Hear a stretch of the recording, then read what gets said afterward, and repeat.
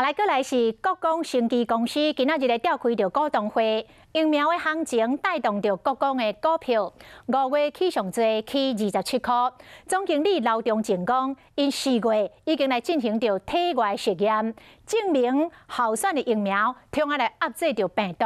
即摆是按算8月要来进行第一期人体实验，所来就要看这个人体实验的结果，以及食药署许可了后，才当来公布着疫苗就期的时间。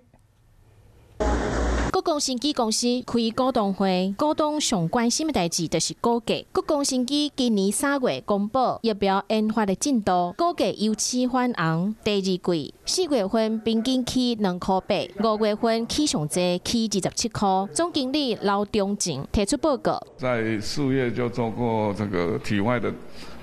实验，然后在实验室证明说，这个我们的疫苗候选疫苗产生的抗体呢，对这个实验室里面可以抑制病毒，效率很高。刘忠进讲，会当确定的就是，这个方向是正确的。今摆申请人体试验，我们在上个礼拜5已经跟台湾的 TFDA， 就是医药食品管理局，正式提出那个第一期人体试验的申请。所以，如果他们一切都没有问题，同意的话呢，我们大概今年8月